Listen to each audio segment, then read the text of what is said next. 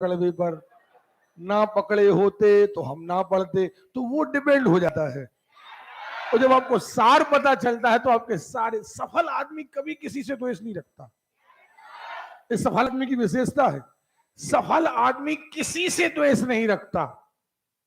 और इसी भरोसे पर हम आपको डांटते फटकारते हैं कि हमारी डांट फटकार से, हमने से अभी कहा आपसे कि आप बन जाओ, रख लो मन में, लेकिन मेरी गारंटी है कि जिस दिन आप सफल हो जाओगे उस दिन हमारी बुराई एक आदमी भी आपके सामने नहीं कर सकेगा। एक आदमी भी आपके सामने कहेगा कि देखो यार वो शर्मा सर तो इतना मारते फटकारते हैं आपको, यार चुप रहो, हम नहीं सुन सकते, क्योंकि आप सफल हो चुके होंगे। और सफल आदमी कभी दूसरे की कमियां नहीं देखता, वो ये देखता है कि हमें क्या दिया। और असफल आदमी का एक ही हथियार है, निंदा। असफल आदमी का एक ही हथियार है निंदा। निंदा करके वो अपने आप को सेटिस्फाई करता है कि हम कैसे अपनी असफलता को बैलेंस करें, और बैलेंस करने का एक ही तरीका है, दूसरे में कितनी कमियां हम खोज लें। ठीक है, तो आशा है आप सफल आदमी बनेंगे। ओके। गुरुत्व के अधीन गिरती हुई वस्तु, एक वस्तु गिर रही है, गुरुत्व के अधीन गिर रही है, फिर वही बात, इसका आंसर आपको पता है, एक वस्तु भारी है, एक वस्तु हल्की है, समान ऊंचाई से गिर रही है। आप जवाब दोगे कि अगर निर्वात में है तो एक साथ, लेकिन अगर निर्वात में नहीं है तो यहां तैरने का सिद्धांत लागू होगा। ओके, ये कॉन्सेप्ट हम आपको समझा चुके हैं। निर्वात में अलग अलग द्रव्यमान की वस्तु को गिराने पर दोनों एक साथ गिरेंगी, हवा में अलग अलग द्रव्यमान की वस्तु गिराने पर भारी वस्तु पहले आएगी। ओके, दो पिंडों ये हम करा चुके हैं। पृथ्वी की गिरते समय उनकी चाल लगातार बढ़ती जाएगी, वेग परिवर्तन होने के कारण पिंड में एक त्वरण उत्पन्न होगा, ये सब हो चुका है। मुद्दे की बात पर आते हैं, लिफ्ट में। अब लिफ्ट की एक प्रश्न, लिफ्ट की कंडीशन का एक प्रश्न आता है आपके एग्जाम में।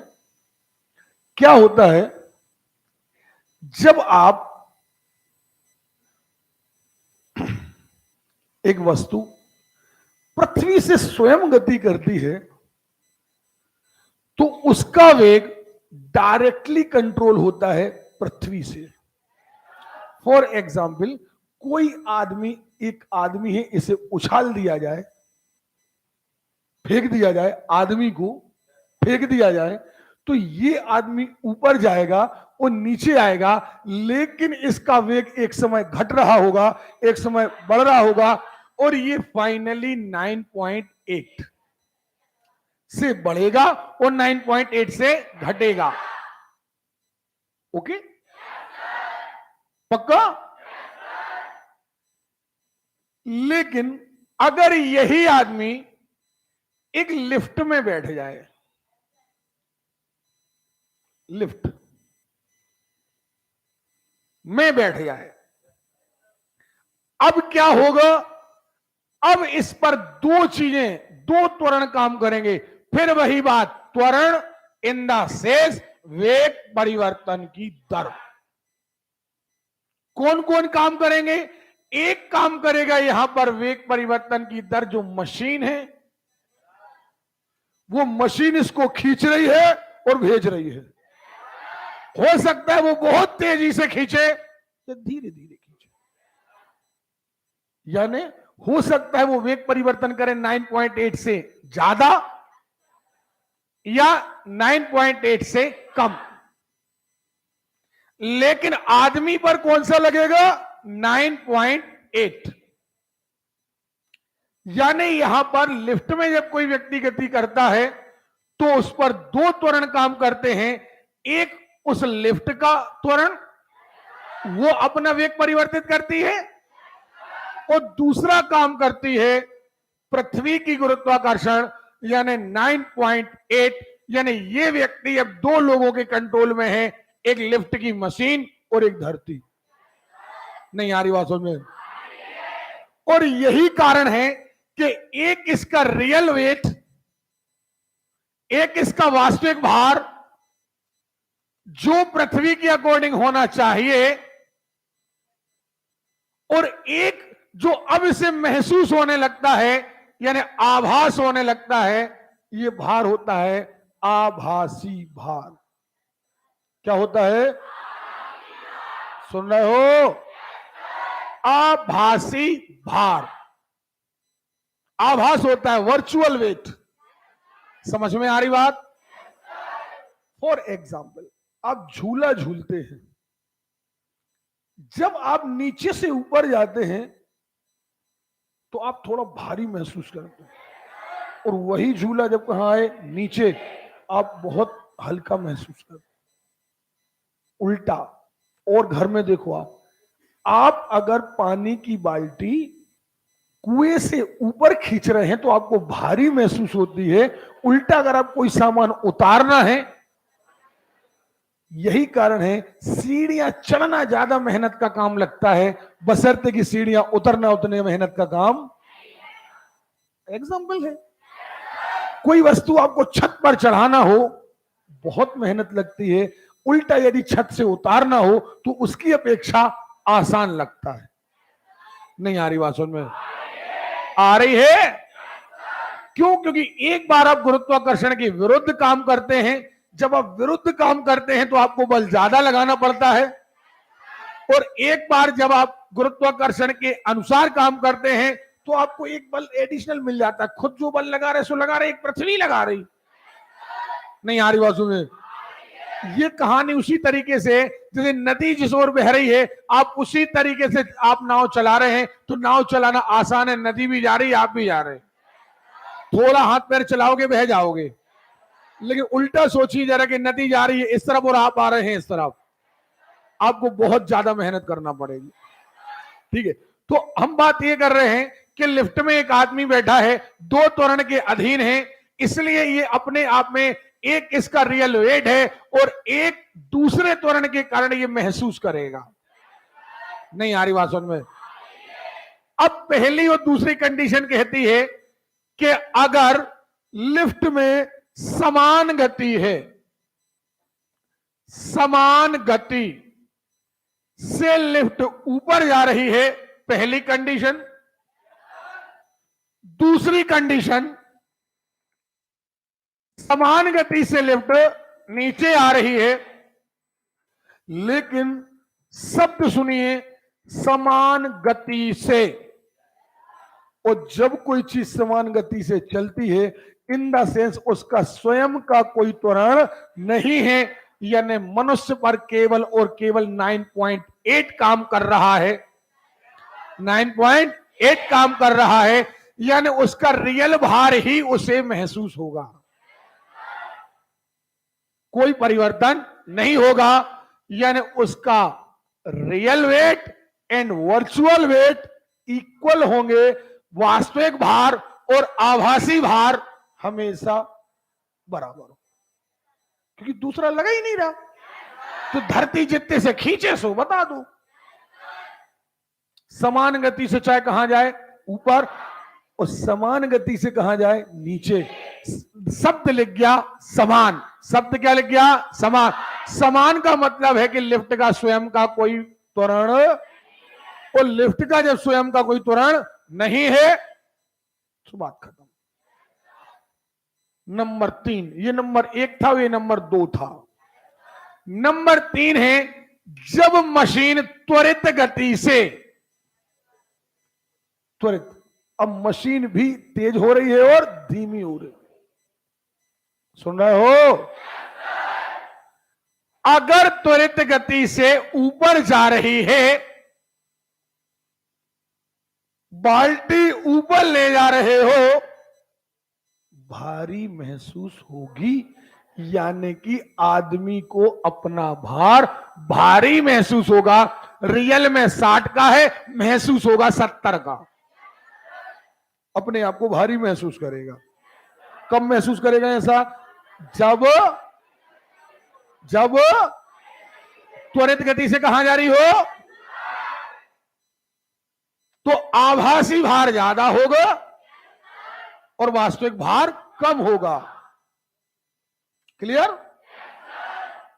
नंबर 4, जब त्वरित गति से नीचे आ रही हो, जब त्वरित गति से नीचे आ रही हो, ओके, अरे क्लियर है, जब त्वरित गति से नीचे आ रही हो तो भार हल्का महसूस होगा, यानी आभासी भार कम, वास्तविक भार ज्यादा।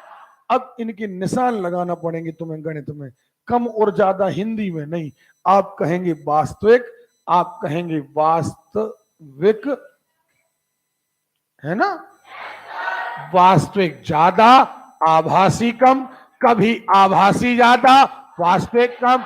लेकिन ध्यान रखना, ऊपर जाओगे तो महसूस भारी करोगे, नीचे आओगे महसूस हल्का करोगे।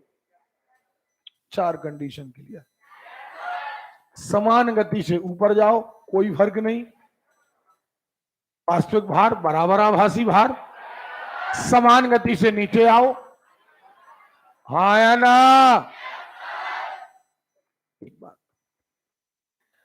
अब सोचो 2 मिनट के लिए कि अभी तो अलग अलग था, अब लिफ्ट इतनी तेजी से ऊपर जा रही है, सॉरी नीचे आ रही है, इतनी तेजी से नीचे आ रही है कि तुम अपना वेग बदल पा रहे हो 10 के हिसाब से, 9.8 इन द सेंस 10, लेकिन मशीन आ गई 20 के हिसाब से। मन जब तक तुम 10 से 20 आए तब तक मशीन 10 से 40 आ गई। मन तुम उतने अपने आप को तेज नहीं कर पाए जितनी मशीन आ गई, सो जे डिब्बा इतने जल्दी नीचे आ गया कि तुम नहीं आ पाए, सो तुम्हारे सिर में जाके छत लगा, तुम नहीं उठते। एक्चुअली तुम जा नहीं पाए और डिब्बा नीचे आ गया। नहीं आ रही बात समझ में? तो जब कभी मशीन का त्वरण बहुत ज्यादा हो जाए और नीचे आ रहा हो तो उस मनुष्य का सिर छत से जा लगता है। 5वीं कंडीशन। नहीं आ रही बात सुनने? पहली कंडीशन, समान गति से कोई फर्क नहीं, समान गति से नीचे आओ कोई दिक्कत नहीं, त्वरित गति से ऊपर जाओ भारी महसूस होगा, त्वरित गति से नीचे आओ हल्का महसूस होगा, हाँ या ना?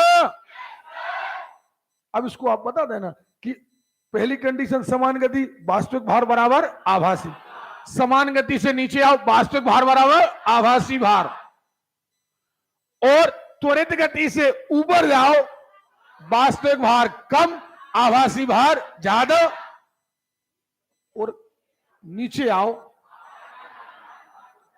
क्लियर है?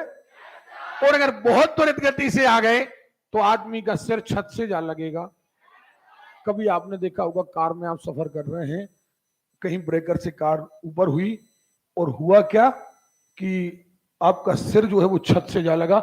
एक्चुअली हुआ क्या, आपने भी जंप करी, कार ने भी जंप करी, अब आप आ रहे 9.8 से नीचे और कार चूंकि गतिज ऊर्जा में है वो जल्दी नीचे आ गई, तो तुम जल्दी आ नहीं पाए, वो जल्दी नीचे आ गई, तो तुम्हारा सिर, हाँ या ना, लग गया, थोड़ी बहुत एकदम बुंदेलखंडी में घल गया।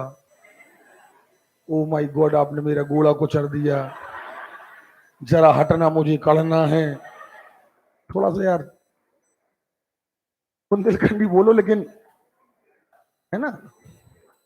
और अभी हमने पढ़ाया कई बच्चे जैसे भार अलग अलग है, अभी कुछ बच्चे कहेंगे भार अगल अगल है, बहुत बड़ी दिक्कत होती है। बुंदेलखंडी शुद्ध बोलो, बुंदेलखंडी अच्छी चीज है, अपनी मातृभाषा है लेकिन शुद्ध, ठीक।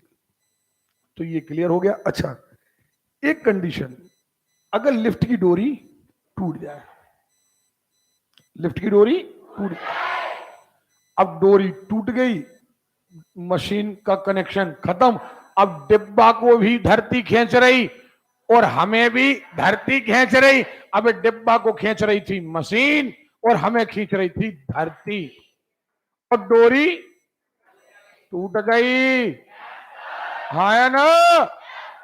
डोरी टूट गई। अब धरती को भी कौन खींच रहा?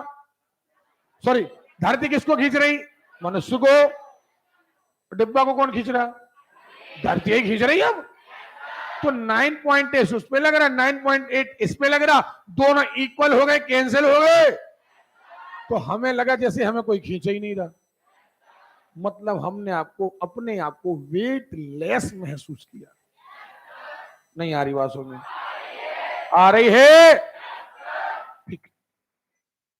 तब डोरी टूट जाए तो आपको बड़ा मजा आएगा। जब तक आप नीचे नहीं आ जाए, आप अपने आप को देखो, लिफ्ट की डोरी टूट जाए तो स्वतंत्रपूर्वक नीचे गिरे तो व्यक्ति का भार शून्य होगा, यानी आभासी भार शून्य। हाँ है ना? देखो, तो ये सब चीजें। अब इसके क्वेश्चन आ गए। आज आपका एक चैप्टर और खत्म ना। हम इनके सवाल, अभी गतिज ऊर्जा और आएगी। देखो आप आगे चैप्टर दो क्या आ रहा?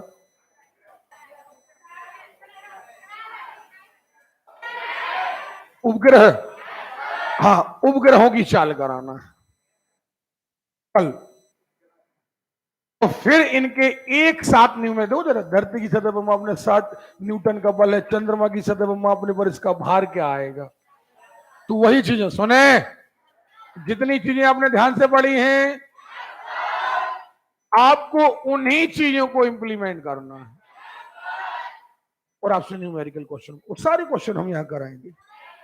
अच्छा एक बात है, आपको साइंस पढ़ने में मजा आ रहा है? बोरियत तो नहीं लग रही है? फिर हम कह रहे हैं शाम वाले बच्चे यहाँ बैठे हैं, सुबह वाले बैठे हैं।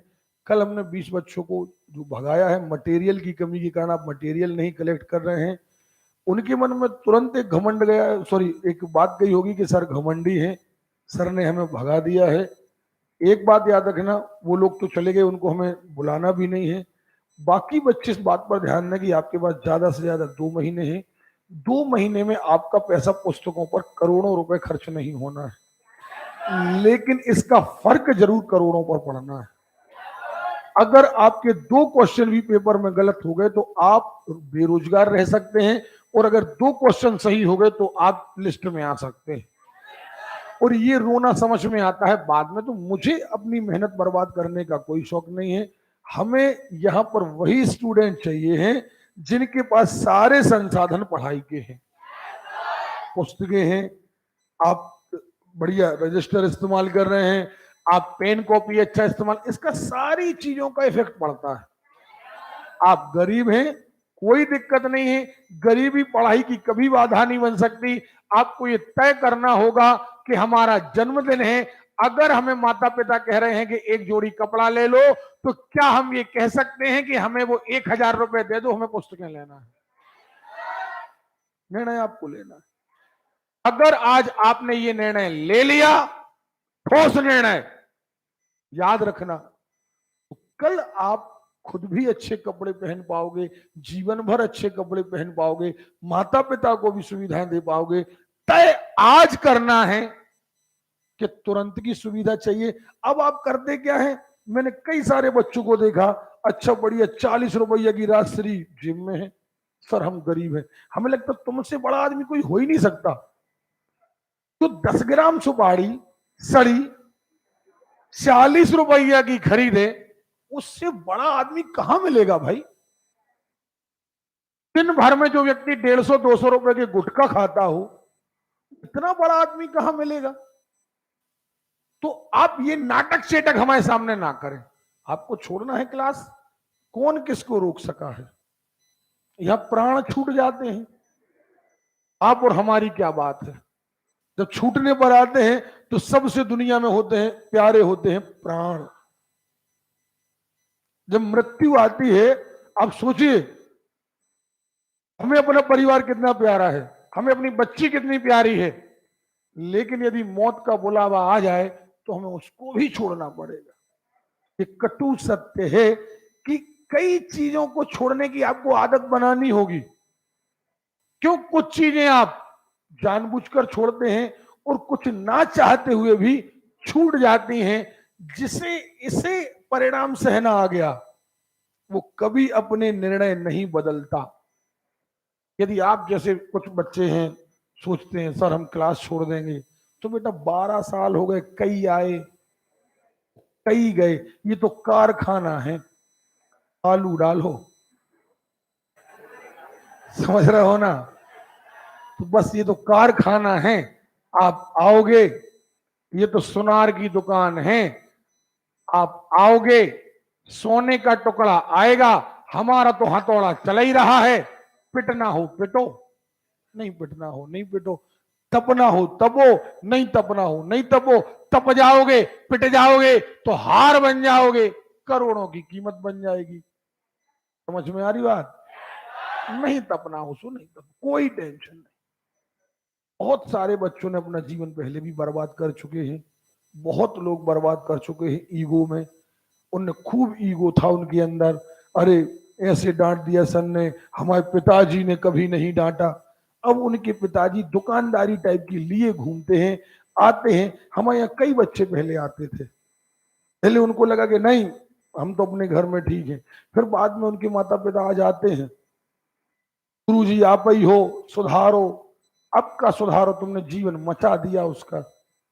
जब मच गया तो मचे हुए को हम भगवान थोड़ी हैं, अब तो खत्म है काम, अब वो हो गया, उसका जीवन खत्म हो गया। जब सही समय था तब आपने ध्यान नहीं दिया, आपने घमंड में, ईगो बेटा याद रखना, जीतना उनसे सीखो जो शत्रु हो, अपनों से जीतने का कोई फायदा नहीं है, कोई फायदा नहीं। अगर तुम अपने माता पिता से लड़ रहे हो, जीत भी गए तो क्या मिलेगा? कोई हट आपने पकड़ ली, आपने बोल दिया पापा से हम कभी नहीं बोलेंगे तुमसे, और आपने हट जीत ली, मान के चलिए आप वचन जीत गए, आपने कहा हम 1 महीने नहीं बोलेंगे, और वाकई आप 1 महीने नहीं बोले। दुनिया के सबसे बेवकूफ आदमी आप हैं, दुनिया के सबसे बेवकूफ आदमी। कुछ जगह रिश्ते ऐसे हैं जहां हारना ही उचित है। उदाहरण के लिए मैं आपको बताऊं, मेरी छोटी सी बच्ची, मैं अपने परिवार का उदाहरण हमेशा देता हूं, अगर वो मुझसे लड़ाई का प्रयास करती है तो मुझे शो करना पड़ता है कि मैं हार गया। कभी कभी वो हमसे कहती है पापा चलो पंजा लड़ाएं, 5 साल की है, और 2 पटकना मारती है हमें, पापा देखो आपने उतनी ताकत नहीं जीती, हम में है। कारण ये है कि कहीं पर हमें अपनों को प्रसन्न रखने के लिए हारना पड़ता है, हमारी बच्ची प्रसन्न हो जाए। कई बार अपन छुपा के चॉकलेट रखते हैं, छुपा के जानबूझ के उसी के सामने रख रहे, तकिया के नीचे, देखते हैं कौन ढूंढ पाता है, वो ढूंढ लेती है, प्रसन्न हो जाती है कि देखो तुम कितनी छुपाओ, लेकिन हमने ढूंढ लिया। इसकी सत्यता क्या है? सत्यता यह है कि ना तो हमने छुपाई है ना उसने ढूंढी है, हमने तो जानबूझकर एक इल्यूजन तैयार किया कि वो प्रसन्न हो जाए। अपनों से जहां प्रेम होता है, जहां पर संबंध होते हैं, वहां हारना ही उचित होता है। घमंड खास तौर पर स्टूडेंट लाइफ में घमंड जहर का काम करता है। चाहे आप साबुत पाइजन निकल जाए, और चाहे आप स्टूडेंट लाइफ में आप घमंड को निकल जाएं। खास तौर पर 3 लोगों से घमंड बहुत भारी पड़ता है, एक माता पिता से, दूसरा गुरु से, और तीसरा अच्छे मित्र से। ये मित्र नहीं होते जो भीड़ भड़का का हिस्सा होते, ये मित्र नहीं होते। आपकी लाइफ में जो मित्र होते हैं वो तो दिखाई देते ही नहीं है। जैसे हमारे मित्र आप लोगों ने कभी नहीं देखे होंगे, आपके सामने कभी नहीं आए कि सर के मित्र कौन है। जो लोग आते हैं वो मित्र नहीं, वो व्यवहारी हैं, आते हैं, मिलते हैं, हाय हेलो होती है, चाय पीते हैं, हमारी पीते हैं या वो पिलाते हैं चाय, ये मित्रता नहीं है। मित्रता तो वो है कि जब कभी हम किसी मुसीबत में फंसते हैं और उन तक खबर पहुंच जाती है, वो तपाक से खड़े हो जाते हैं, हाँ बताओ क्या हो गया, हम है ना, तुम टेंशन नहीं लेना। ये मित्र होते हैं, और ये दबे रहते हैं, ये कभी नजर नहीं आते। सच्चे मित्र वो हैं, इनसे कभी जिंदगी में हारना पड़े तो याद रखना, जैसे जिंदगी में जुआ खेला जाता है ना, जुआ कैसा खेला जाता है सोच लो, दुनिया में हर जगह जुआ है, हर जगह। आपको यह तय करना पड़ता है कि हम इन्वेस्टमेंट कितना कर रहे हैं और रिस्क कितना है। अगर हम 100 रुपए लगा रहे हैं और मिलना 10 रुपए है तो आप बेवकूफ है कि घाटा 100 का है, मिलना 10 है। रिस्क कब लो? जब 100 लगे और 1000 मिले। याद रखना, जिंदगी में कभी अच्छा रिश्ता अगर तुम्हें लगे कि अगर हम ये घमंड जीत गए लेकिन इस मित्र को हार जाएंगे, तो कभी कभार जानबूझकर ही महसूस करा दो कि हम हार गए, लेकिन रिश्ता कभी मत खत्म करना। अच्छा मित्र दोबारा कभी नहीं मिलेगा। आपका हितैषी 100 हजारों में से एक आध होगा, घमंड में हार जाओगे, दोबारा कभी प्राप्त नहीं कर पाओगे। तुम्हें भीड़ बहुत मिल जाएगी, तुम्हें व्यवहारी बहुत मिल जाएंगे, लेकिन तुम्हारा चाहने वाला रिश्ता, चाहे वो पिता हो, चाहे भाई हो, चाहे बहन हो, आपको कभी नहीं मिलेगा। ये बात आप याद रखना। स्टूडेंट लाइफ में घमंड कभी मत करना। वैसे तो घमंड कभी नहीं करना चाहिए, लेकिन हम ह्यूमन नेचर हैं, हम कोई संत नहीं है, कभी कभार हम भी घमंड कर बैठते हैं, इसलिए हम आपसे ये नहीं कहेंगे। और हम वो लेक्चर देना नहीं चाहते जो अपने जीवन में ही नहीं हमने उतारा। कई बार गलतियों बस हम भी घमंड कर जाते हैं, लेकिन कम से कम उन रिश्तों में तो घमंड मत करो जहां तुम्हें पता है कि हमारा अस्तित्व ही इनसे है। समझ में आ रही बात? आप इतने सारे ग्रंथों को सुनते हो, आप देखिए, आपने रामायण, दुनिया में सबसे अच्छी चीज, चाहे आप हिंदू हो, मुसलमान हो, ईसाई हो, आप रामायण जैसी चीजों को जरूर जब भी आप फुर्सत मिले आप सुना करो, देखा करो। आपको आपने कृष्ण सुदामा की कथा सुनी, कृष्ण सुदामा में देखो आप कितना बढ़िया। कृष्ण किसका, सुदामा किसका मित्र है? कृष्ण का। तनिक भी घमंड है? थोड़ा सा भी घमंड? आदमी की पहचान टीआई से हो जाए, दिन में 4 बार बता, हम टीआई साहब को फोन लगाया हमने, फिर हमने ऐसा कहा टीआई से पहचान हो जाए। जिसकी पहचान ब्रह्मांड नायक से है, उसने कभी किसी को धमकी नहीं दी कि सुनो, उसने गरीबी में सारा जीवन भोगा, सारा जीवन भोजन नहीं रहा, जबकि चाहता तो उसका मित्र लक्ष्मीपति था। लक्ष्मी तो ठीक, लक्ष्मीपति एक बार कह देता लक्ष्मी ही लक्ष्मी आ जाती, लेकिन उसने कभी घमंड नहीं किया, कभी घमंड नहीं किया। जो है सो है। उसके बाद देखो, जब इसने घमंड नहीं किया और अपने मित्र के यहां गया, मांग करके कुछ चावल ले गया, तो देखो उस मित्र की भी देखो कितना बड़कपन रहा होगा। उस मित्र ने कहा कि देखो तुम कितना बढ़िया भेंट लाए हमारे लिए। उसने ये नहीं कहा कि हमारे थे तो डरे फिर रहे चावल, तुम काहे हो ले आए, कई बोरा टिकी। कह सकते थे, ये भी कह सकते थे कि तुम काहे हो परेशान होते रहे, हमारे तो डरे फिर रहे। नहीं कहा, उसने कहा बहुत अमूल्य। भावना ये थी कि हम अपने मित्र के घर खाली हाथ नहीं जाएंगे, भावना ये थी हमारे पास जो है हम वो ले जाएंगे। फिर देखो उस मित्र को भी देखो कि उसने कहां बिठाया, अपने सराखों पर, अपने हाथों में उसके पंजे लिए और उन पैरों को धोया। तो मित्र से मित्र मिले। देखो आप, एक बड़ा है लेकिन दूसरा कह रहा है कि तुम बड़कपन बता रहे सो बता रहे, हम कहां नीचे गिर जाएं, हम बचा क्या है हमारे पास, हम तो आज बहुत नीचे हो गए कि हमारा मित्र गरीब था, जीवन भर कुछ नहीं दे पाए और उल्टा वो हमें भेंट लाया है। तो कुछ नहीं दे पाए तो कम से कम मान तो दे ही सकते हैं।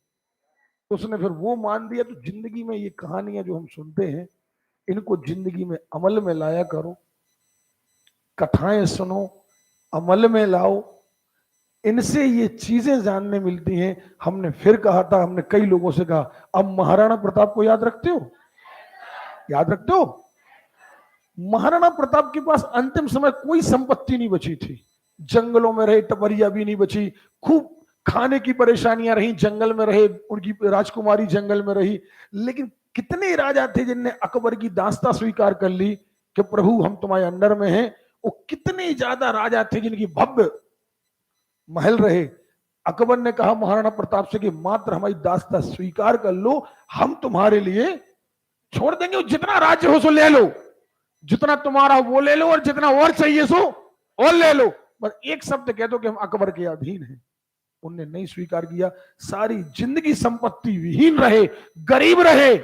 लेकिन आज हम क्या उन अरबपति राजाओं को याद करते हैं? नहीं करते। हम किसको याद करते हैं? महाराणा प्रताप, हरिश्चंद्र। हरिश्चंद्र का सारा अंतिम जीवन मुसीबतों में गुजर गया,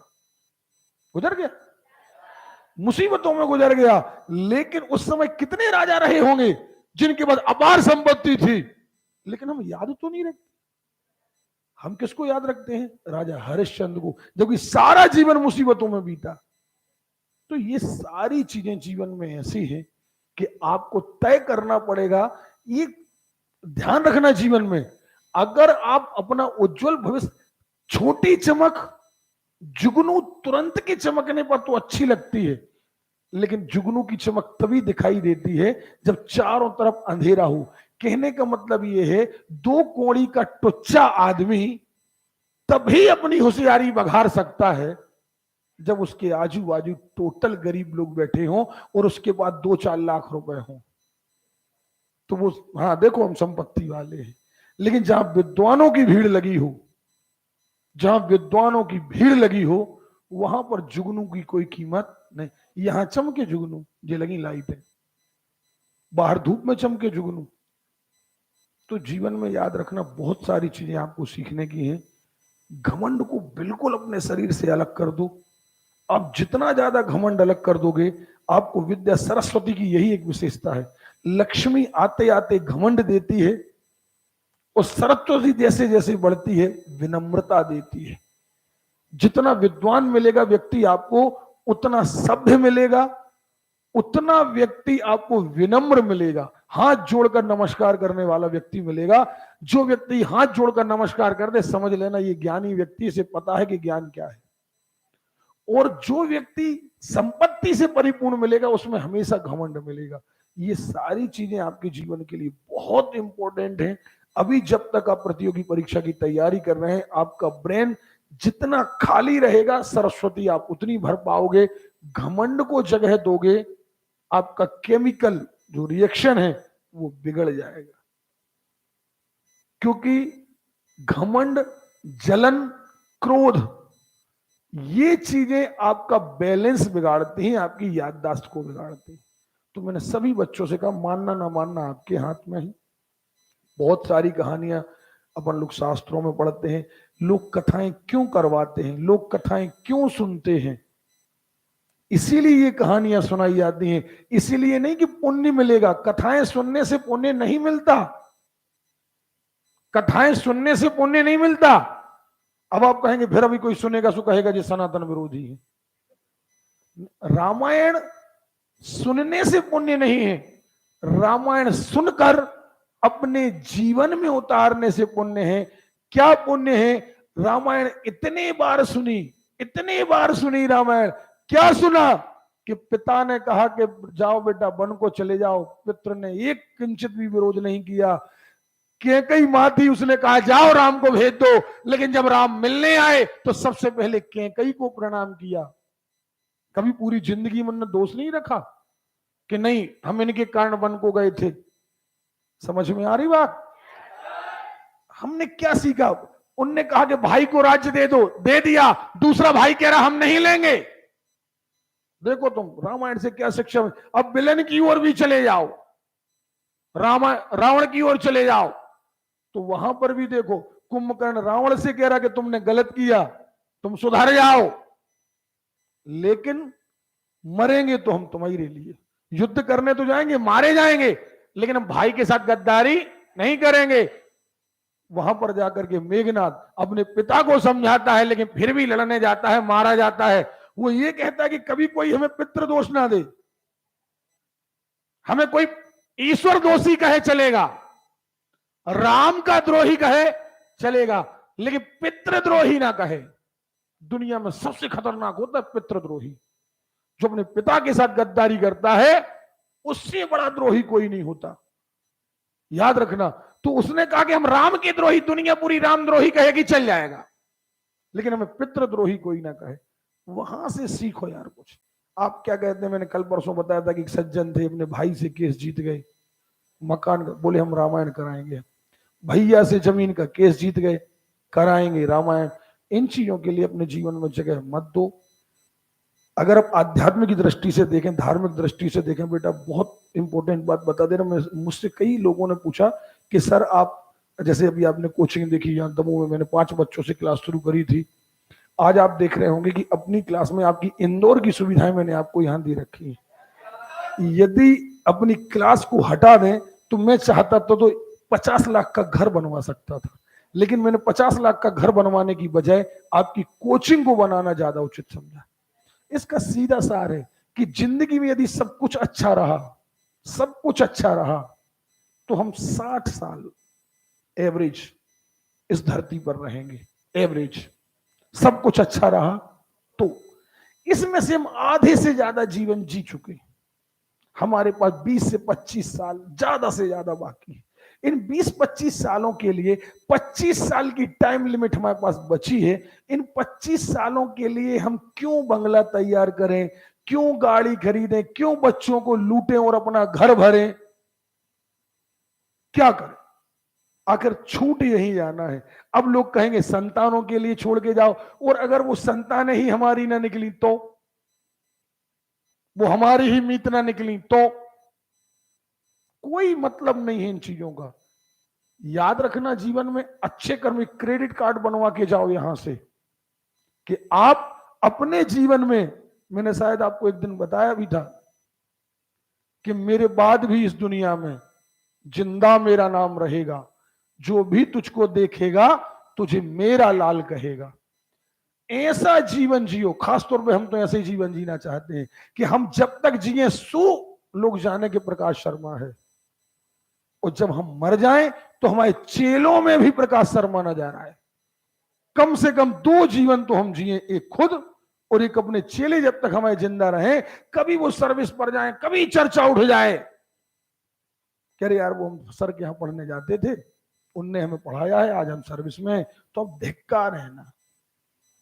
आप एक भी बार आपके मुंह से धिक्कार ना निकले तो 2 जीवन हम, हो सकता है महापुरुषों में ना पाए, लेकिन सामान्य पुरुष होने के बाद भी हम 2 जीवन तो कम से कम जी सकते हैं। ये हम लेकर के जाना यहां से चाहते हैं। और जितने सारे लड़के लड़कियां ये मन में सोचते हैं कि सर की डांट बहुत ज्यादा है, सर का ये फटकार बहुत ज्यादा है, तो बेटा याद रखना, जिस दिन सफल हो जाओगे, और जितने लोग सफल हो गए हैं उनके मन से ये सारी प्रतिक्रियाएं खत्म हो गई हैं। आपको यदि हमें कम समय में सफल बनाना है तो अनुशासन जरूरी। आपको नहीं पता आप क्या गलतियां कर रहे हैं, आपकी एज ऐसी है कि आपको गलतियां पता ही नहीं। कल 2-4 बच्चे हमारे साथ गए थे घर हमारे। आप लोग समझते होंगे कि ये सर खेल खेल में पढ़ा रहे हैं। 4 घंटे सुबह पढ़ा रहे हैं, 2 घंटे शाम को रीजनिंग के लिए बुला लिया, 6 घंटे हो गए, 6 घंटे स्लाइड बनती है, 12 घंटे हो गए। आप विश्वास करिए, आपका पटवारी में सिलेक्शन हो जाए, 1 लाख भर्तियां आई हैं, आप कहीं ना कहीं सिलेक्ट हो जाए, इस दरमियान मैं अपनी बच्ची से भी नहीं मिल पाता कि आपका जीवन बन जाए। और ये व्यापार नहीं है, क्योंकि फीस आपकी निश्चित है, हमने आपसे एक्स्ट्रा चार्ज नहीं लिया। आप व्यापार कह सकते थे, तब कह देते व्यापार कि सर कौन को बता रहे 6 घंटा, 2-2 घंटा के अलग अलग पैसा तो ले रहे, फीस आपकी एक ही है कि नहीं? आपको सक्सेस बनाने के लिए टाइम ज्यादा दे रहे हैं कि नहीं दे रहे हैं? 6 घंटे यदि आपकी क्लास लगती है तो कम से कम 6 घंटे तैयारी के लगते हैं, हो गए 12 घंटे। 12 घंटे का तो दिन ही होता है। तो ये देना पड़ता है जीवन में, तब जाकर के। जो आप ये सोचते हैं, कल कुछ बच्चे भागे, उनने निश्चित तौर पर चर्चाएं भी सामने आई, अरे सर घमंडी हैं। बेटा जिंदगी में कभी दर्पण मिला लेना, तुम लाख सर्विस में हो जाओ, सब कुछ कर लो, अगर कभी धर्म के अनुसार अपने आपको ईश्वर के सामने रखना, और यदि चुका पाओ तो बताना कि सर हमने तुम्हारा कर्ज चुका दिया। तुम्हारे माँ बाप तुम्हारे लिए इतनी मेहनत नहीं कर रहे। समझ में आ रही बात? तो इसलिए ये घमंड अमंड सब निकालो, नहीं कोचिंग वोचिंग छोड़ना वरना, इससे लिए नहीं कह रहे हम कि कोचिंग क्यों छोड़ी आपने, छोड़ दें आप जाइए, आप कोई दिक्कत नहीं, आप कहीं और पढ़िए, आप वहां भी पढ़िए तो वहां भी गुरु बनाइए तो निष्कपट बनाइए, है ना, कपट लेकर के कभी गुरु के साथ संबंध मत बनाइए, ठीक है। चलिए हमारी मुलाकात अब दिन में 3 बजे होगी रीजनिंग के पीरियड के साथ, और 2 बजे शाम वाले बच्चे पहले आ जाएंगे, तो 2 बजे शाम वाले बच्चों से बात कर रहा हूं मैं, 2 बजे आ जाएंगे तो आपका वो वाला जो सिंप्लीफिकेशन पड़ा हुआ है वो कंप्लीट कराएंगे हम। कल से संभावना है कि आपकी हिंदी चालू हो जाएगी, आपकी गणित सॉरी विज्ञान और हिंदी दोनों साथ में चलेंगे, ठीक।